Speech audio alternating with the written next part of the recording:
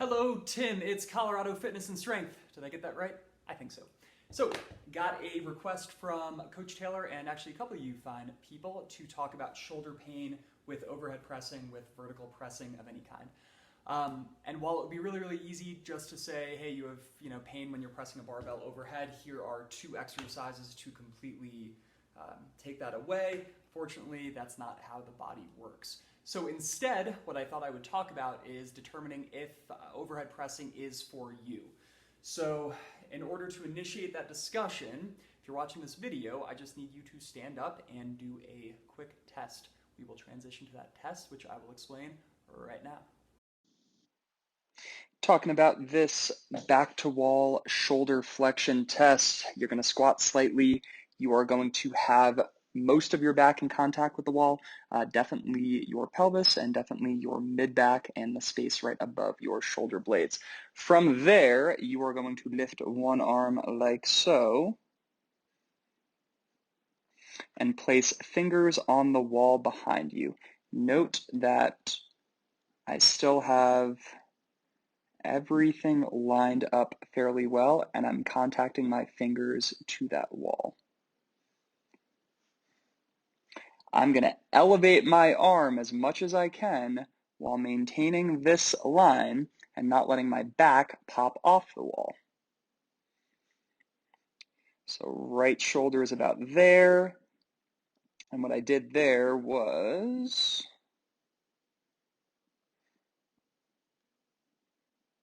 spin out, and we don't like that. Let's see if I can wind that back for you.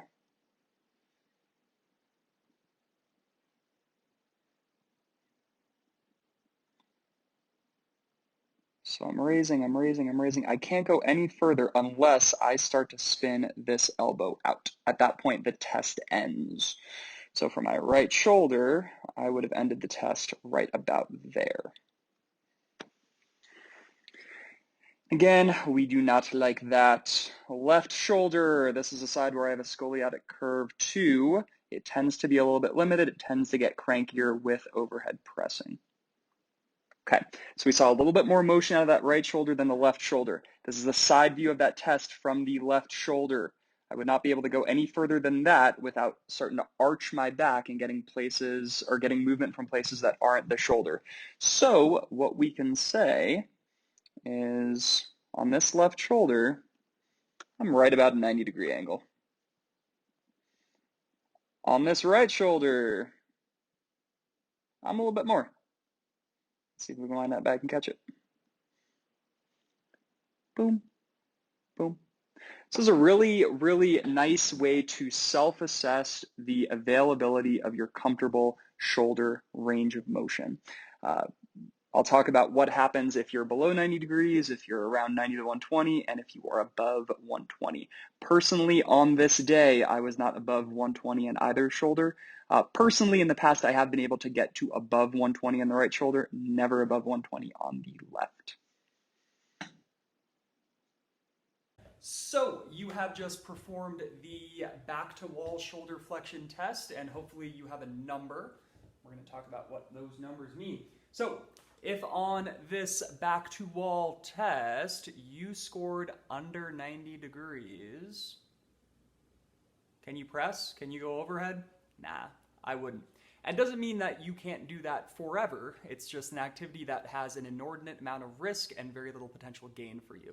Still means you could work out. I would just stick to horizontal pressing variations, something like a push-up, something like a floor press. Those should be pretty well tolerated while you work on some strategies to get the 90 degrees to maybe on 120 degrees.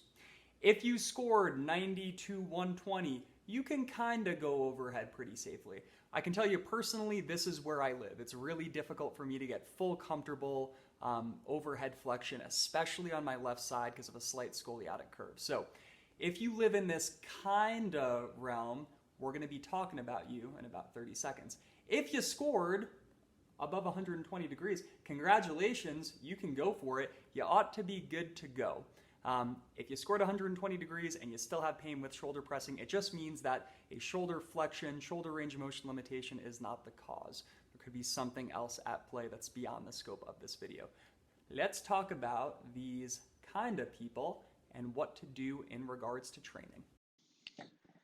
This is a good case of what not to do, what I would not recommend. So we just went through my testing. We saw about 110 degrees on that right shoulder and a little under 90 on that left shoulder. Here is what it looks like when you try to press with a left shoulder that doesn't open up like the right shoulder does.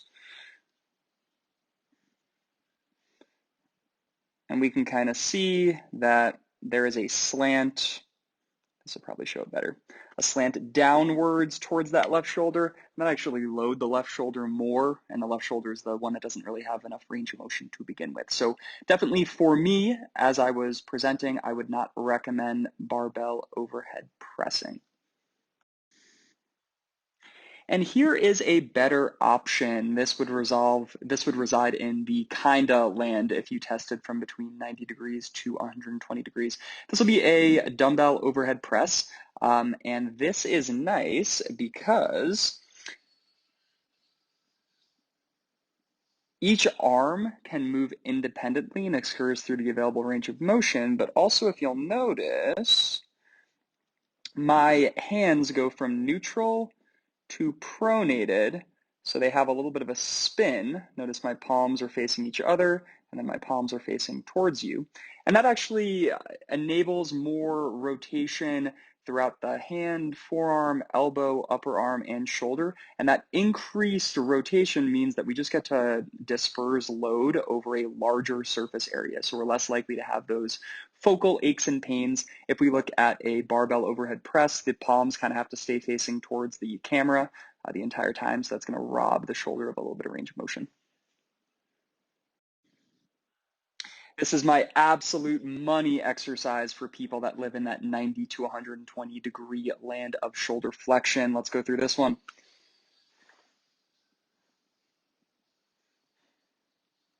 So this is a landmine press. This is pretty cool because the hand stays in a neutral position the entire time, and apologies, that's my dog.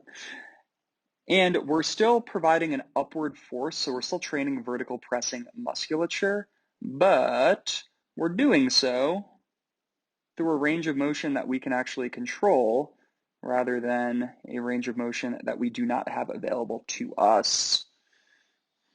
So this is an absolutely badass drill that I would recommend to anyone that lives in that 90 to 120 degrees of shoulder flexion camp. Hopefully all that was helpful, or at least mildly interesting and illuminating. Again, not all bodies are created equal. Some people just straight up genetically with their structure are not meant to put a heavy barbell overhead.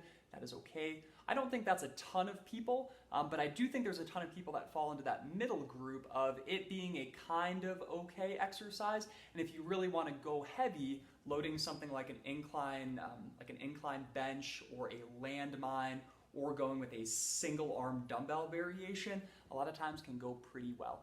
And all of the coaches at Colorado Fitness and Strength have been trained in kind of these progressions, these regressions, and these thought processes. So hopefully that is helpful. I'll make a video next week talking about how to jump these categories. So if you're under 90 degrees, how to get to 90 degrees or above. If you're in that middle category, how to potentially get to 120 degrees and above. Like I said, there is a little bit of a genetic structure component to this, but there's also a changeable component. So just because you're 85 degrees, do not despair. You can probably still get to this middle zone where you're going to have a little bit more of a trainable range of motion. So stay tuned and check out the video next week. Thank you for watching. If you have questions that pertain to this subject matter, feel free to comment below or email me at richardphysicaltherapy.com. That's RICHARDT, physicaltherapy@gmail.com. Thanks for watching. Bye.